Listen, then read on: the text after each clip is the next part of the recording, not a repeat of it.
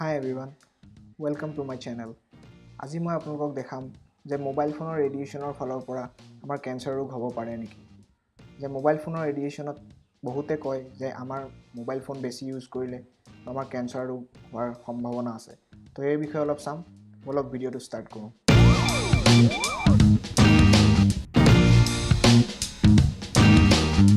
এটা সমীক্ষাত এটা নিগনিক বহুত সময় এটা হেভি ৰেডিয়েশ্যন জোনত ৰখা হৈছিল, যাৰ ফলত তাৰ হাৰ্টৰ চাৰিওফালে সৰু সৰু টিউমাৰ হোৱা দেখা পোৱা গৈছিল।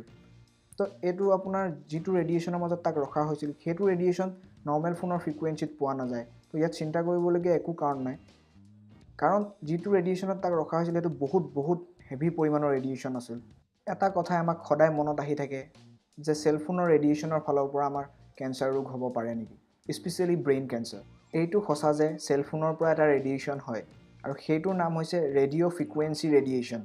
আৰু সেইটো আপোনাৰ যোনটো আয়নাইজিং ৰেডিয়েশ্যন, যোনটো আপোনাৰ এক্স-ৰে নিউক্লিয়াৰ ইফেক্টত দেখা পোৱা যায়, সেই ৰেডিয়েশ্যনতকৈ ইয়াৰ মাত্ৰা বহুত কম হয়। আৰু যোনটো ৰেডিয়েশ্যন আপোনাৰ এক্স-ৰে নিউক্লিয়াৰ ইফেক্টত পোৱা যায়, সেই ৰেডিয়েশ্যনটোৱে আমাৰ DNA-ক এফেক্ট কৰে আৰু সেইটো আপোনাৰ কেঞ্চাৰ ৰোগৰ মেইন কাৰণ হৈ পৰে।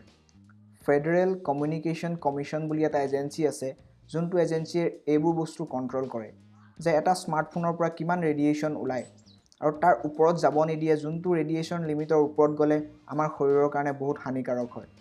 FDA food and drug administrator, ইহঁতি কি কৰে, ইহঁতি FCCয়ে যোনটো ডিক্লেয়াৰ কৰে সেইটোক তেহেঁতি মানি লয় আৰু তেহেঁতি এইটো ভাবে যে FCCয়ে যোনটো ডিক্লেয়াৰ কৰে সেইটো আমাৰ কাৰণে কোনো ক্ষতিকাৰক নহয়।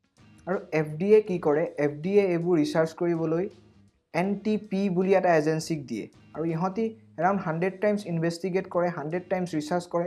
তাৰপিছত ইহঁতি ডিক্লেয়াৰ কৰে যে এই ৰেডিয়েশ্যনটো আমাৰ কাৰণে কোনো ক্ষতিকাৰক নহয়।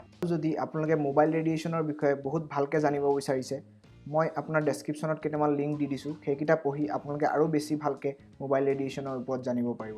ভিডিঅ'টো চাই আপোনালোকে অলপ হ'লেও গম পালে যে চেলফোন ৰেডিয়েশ্যনৰ ফালৰ পৰা আমাৰ কোনো ক্ষতি নহয় আৰু আপোনালোকে বিনা চিন্তাত আপোনালোকৰ চেলফোন ইউজ কৰিব পাৰিব।